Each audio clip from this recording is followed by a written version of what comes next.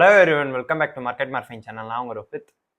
இன்னைக்கு Monday video அப்படின்றதுனால நான் வந்து ஒரு பேசிக் ஃபண்டமெண்டல்ஸ் பற்றி பேசலாம் அப்படின்னு இருக்கேன். ஸோ எப்போவுமே மண்டே வீடியோனா கம்பெனிஸோடைய பேசிக் இன்ஃபர்மேஷன் சொல்லிட்டு கம்பெனிஸ் பற்றி பேசலாம் அப்படின்னு தான் சொல்லுவேன். பட் இன்னைக்கு வந்து ஒரு பேசிக்கான ஒரு இன்ஃபர்மேஷன்ஸ்.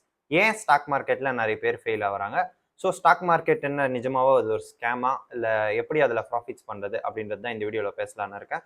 ஸோ ஃபஸ்ட்டு ஒரு மேஜர் கேள்வி என்ன அப்படின்னு பார்த்தீங்கன்னா, ஸ்டாக் மார்க்கெட் அப்படின்றது ஒரு ஸ்கேமா, அதாவது அது வந்து காசு போட்டால் ஏமாந்து தான் போயிடுவோமா அப்படின்றது தான் மேஜரால ஓவரால் எல்லாரும் ஸ்டாக் மார்க்கெட்ல இன்வெஸ்ட் பண்ணோம் அப்படின்னு யோசிக்கிறவங்க கேட்குற கேள்வி. அது ஏன் அப்படின்னு பார்த்தீங்கன்னா, நிறைய பேர் வந்து ஸ்டாக் மார்க்கெட்டோட பேசிக்ஸ் புரியறது இல்லை. நிறைய பேர் என்ன நினைச்சிட்டு இருக்காங்கன்னா, ஸ்டாக் மார்க்கெட்னால ஏதோ வாங்குறது ஏதோ விற்கிறது அப்படின்னு நினைச்சிட்டு இருக்காங்க. பட் ஸ்டாக் மார்க்கெட் அப்படின்றது ரொம்ப சிம்பிளா ஃபர்ஸ்ட் பேசிக்கான ஒரு எக்ஸ்பிளனேஷன் கொடுக்குறேன். ஸோ ஸ்டாக் மார்க்கெட் அப்படின்றது இப்போ எப்படி நம்மளுக்கு ஒரு மார்க்கெட்டோ ஏதாச்சும் ஒரு காய்கறி வாங்குறதுக்கு, ஸோ அது மாதிரி கம்பெனியோடைய ஷேர்ஸை வாங்குறதுக்கு ஒரு மார்க்கெட் தான் இந்த ஷேர் மார்க்கெட். ஸோ இது வந்து நீங்க வந்து ஒரு ஏதாச்சும் ஒரு கம்பெனியோட ஷேர் வாங்கலாம். அது ஒரு பெரிய கம்பெனியோட ஷேரா இருக்கலாம், ஒரு சின்ன கம்பெனியோட ஷேரா இருக்கலாம்.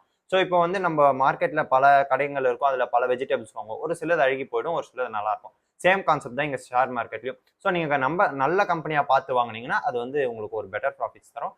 ஏதோ ஒரு கம்பெனி அப்படின்னு வாங்கி வச்சிங்கன்னா அது ஒரு லாஸ் மேக்கிங் கம்பெனியாக மாறிடும், அதாவது லாஸ் மேக்கிங் திங்காக மாறிடும். ஸோ அதனால தான் நிறைய பேர் ஷேர் மார்க்கெட்டோடைய பேசிக் புரிஞ்சுக்காம அது ஏதோ ஒன்று இன்வெஸ்ட் பண்ணுறாங்க.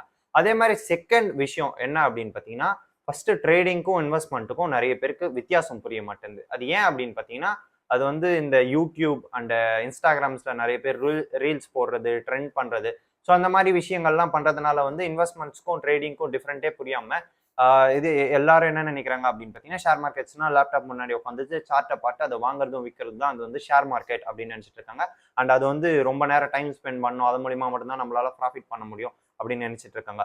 ஸோ இன்வெஸ்ட்மெண்ட்டுக்கும் ட்ரேடிங்க்கும் முதல்ல வித்தியாசம் புரிஞ்சுக்கோங்க. ட்ரேடிங் அப்படின்றது நம்ம ரெகுலரா விச் மீன்ஸ் ஒரு 1 ஆர் 2 ஹவர்ஸ்க்குள்ள சேல் பண்றது, ஆர் 1 வீக்குள்ள சேல் பண்றது, உடனே ப்ராஃபிட்ஸ் வந்தோடனே சேல் பண்றது.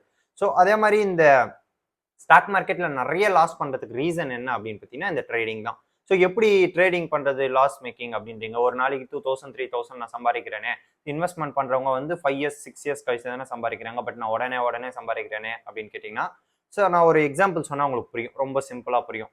இப்போ ஒரு 2 பேர் எடுத்துக்கலாம், ஒரு ஏ பி அப்படின்னு எடுத்துக்கலாம். ஏ வந்து 80 கிலோமீட்டர் ஸ்பீட்ல பைக்கை ஓட்டுறாரு.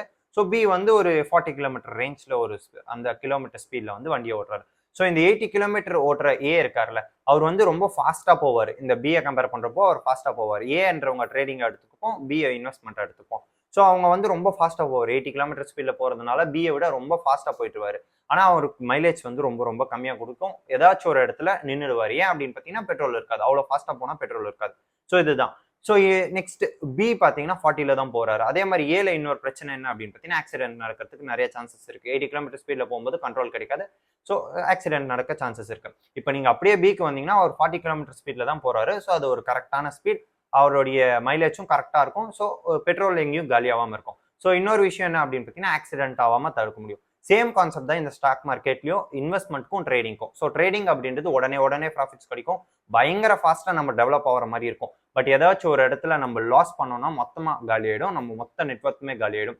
ஸோ அதே மாதிரி இன்னொரு இந்த ஆக்சிடென்ட் அப்படின்னு சொன்னல, ஸோ அதுதான் இந்த நெட்வொர்க் கொலாபரேஷன். இது மொத்தமா அப்படியே அழிச்சு விட்டோம். ஏன் ஏன் அப்படி அப்படின்னு பார்த்தீங்கன்னா, ஸோ ட்ரேட் பண்றவங்க ஃபர்ஸ்ட் ஒரு 1000 ரூபாய் போட்டு ஸ்டார்ட் பண்ணுவாங்க. அப்புறம் ப்ராஃபிட்ஸ் வருது அப்படின்னு 2000 3000 போடுவாங்க. அப்புறம் என்ன பண்ணுவாங்கன்னா லேக்ஸ் 2 லேக்ஸ் போடுவாங்க. ஸோ இந்த 2 லேக்ஸ் 3 லேக்ஸ் வந்து ஓன் காசு போட மாட்டாங்க, யார்கிட்டனா கடன் வாங்கி போடுவாங்க. ஸோ அந்த டைமிங்ல அங்க லாஸ் ஆச்சு அப்படின்னு பார்த்தீங்கன்னா, நீங்க ட்ரேட் பண்றவங்க நிறைய பேர் கேட்டு பார்த்தீங்கன்னா தெரியும். ஸோ ஒரு நாளைக்கு நான் வந்து 500 ரூபாய் 600 ரூபாய் லாஸ் பண்ணியிருக்கேன், ஒரு வாட்டி நான் 2000 3000 ப்ராஃபிட் பண்ணியிருக்கேன் அப்படின்னு சொல்லுவாங்க. பட் இன்வெஸ்ட்மெண்ட்டை பொறுத்தவரை எப்படி இருக்கும் அப்படின்னு பார்த்தீங்கன்னா, நீங்க ஒரு கம்பெனியை பார்ப்பீங்க, நான் அப்பயே சொன்ன மாதிரி தான், தக்காளியை வாங்கும் போது பார்த்து வாங்கணும், கடையை பார்த்து வாங்கணும் அப்படின்வாங்களே. ஸோ அந்த மாதிரி தான் நம்ம ஒரு கம்பெனியை வாங்கும்போது அந்த கம்பெனி என்ன பண்ணுது என்ன பண்ணலை அப்படின்ற பேசிக்கான எல்லா இன்ஃபர்மேஷனும் கற்றுக்கிட்டு நம்ம அந்த கம்பெனியை வாங்கும்போது நம்ம பெட்டரான ப்ராஃபிட்ஸ் பண்ணுவோம். ஸோ உடனே நம்ம சம்பாதிக்கிறோமான்னு கிடையாது, நம்ம லாங் லாஸ்டிங்காக அந்த காசை வச்சுட்டு இருக்கோமா, அதாவது லாஸ் பண்ணாமல் நம்ம ரன் பண்ணிட்டு இருக்கோமா நம்ம லைஃபை அப்படின்றது தான் ஒரு மேஜர் ரீசன். ஸோ ஷேர் மார்க்கெட்டை பொறுத்தவரை உள்ள வந்தோடனே எல்லாம் இன்வெஸ்ட் பண்ணிட்டு நான் பணக்காரன் என்ன அப்படின்னு ட்ரை பண்ணுறாங்க. ஸோ அது கிடையாது. ஷேர் மார்க்கெட் கொஞ்சம் கொஞ்சமாக இன்வெஸ்ட் பண்ணி ஒரு கம்பெனியாக வாங்கி ஒரு 10 to 15 இயர்ஸ் வெயிட் பண்ணும்போது தான் அது ஒரு பெரிய ரிட்டர்ன்ஸ் கொடுக்கும். ஸோ எல்லாத்துக்கும் ஒரு டைம் எடுத்துக்கும். இப்போ வந்து எந்த இடத்துக்கு போகிறதா இருந்தாலும், இங்கேருந்து நம்ம துபாய்க்கே போகிறோம் அப்படின்னாலும், ஃப்ளைட்ஸ்லேயே போனாலும் கிட்டத்தட்ட ஒரு 5 hours to 6 hours டிராவல்ஸ் நடக்குது. ஸோ சேம் திங் தான் இங்கேயும் ஷேர் மார்க்கெட்ல நம்ம எவ்வளோதான் இன்வெஸ்ட்மெண்ட்ஸ் இருந்தாலும் எத்தனை பர்சன்டேஜ் ரிட்டர்ன்ஸ் இருந்தாலும் பொறுமையாக தான் நம்மளால டெவலப் ஆக முடியும்.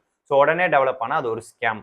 ஸோ நெக்ஸ்ட் விஷயம் என்ன அப்படின்னு பார்த்தீங்கன்னா, நிறைய பேர் யோசிக்கிறது என்ன அப்படின்னு பார்த்தீங்கன்னா, அவங்க சொன்னாங்க நான் வாங்கிட்டேன் இந்த ஷேரை, இவங்க சொன்னாங்க நான் வாங்கிட்டேன் அந்த ஷேரை. ஸோ இன்கேஸ் என்ன கூட எடுத்துக்கோங்க, நான் வந்து இந்த கம்பெனியை நான் வாங்குங்க வித்துருங்க அப்படின்னு சொல்லலை.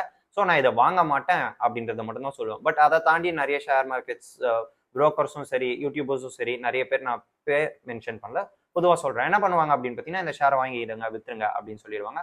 ஸோ அதனால என்ன நடக்கும் அப்படின்னு பார்த்தீங்கன்னா, அவரே சொல்லிட்டாரு நம்ம போய் வாங்கிடலாம் வித்துடலாம் அப்படின்னு ஒரு மென்டாலிட்டிக்கு வந்து அதை வாங்கிட்டு வித்துட்டு இருப்பாங்க. பட் அவங்களுடைய ஃபினான்ஷியல் சுச்சுவேஷன் வேற, அவங்களுடைய வே ஆஃப் சீயிங் வேற, அவங்க வேற விதத்துல பார்ப்பாங்க அந்த கம்பெனியை. பட் அதோடைய ஒரிஜினல் வேல்யூ வந்து வேற விதமா இருக்கும். ஸோ அவங்களுடைய தேவைக்கு ஏற்ற மாதிரி அவங்க வாங்கிக்கணும். இப்போ வந்து எல்லாருக்குமே சூப்பர் பைக்ஸ் பிடிக்கும், அதுக்கோசரம் நம்மளும் போய் சூப்பர் பைக் வாங்க முடியாது. நம்மளுக்கு எங்க போறோம், நம்ம எவ்வளவு தூரம் டிராவல் பண்றோம், நம்ம பட்ஜெட் எவ்வளோ அப்படின்றது தான் விஷயம் இல்லை. ஸோ அதே தான் இங்கேயும் நம்ம வந்து என்ன கம்பெனி வேணும், எந்த செக்டார்ல நம்ம வாங்கணும் அப்படின்றத நம்ம தான் சூஸ் பண்ணணும். அந்த ஸ்டாக்கை நம்ம எப்போ வாங்கணும், எப்போ வாங்கக்கூடாது, நம்ம கிட்ட எப்போ காசு இருக்கும், எப்போ காசு இருக்காது, நம்ம எப்போ விற்கணும் விற்கக்கூடாது அப்படின்றத நம்ம டிசைட் பண்ணும்போது பெட்டரான ரிட்டர்ன்ஸ் கிடைக்கும். அண்ட் தேர்ட் திங், அதாவது ஒரு மெயின் அண்ட் மேஜர் அப்படின்னு என்ன பார்த்தீங்கன்னா, அனாலிசிஸ் பண்றது கிடையாது.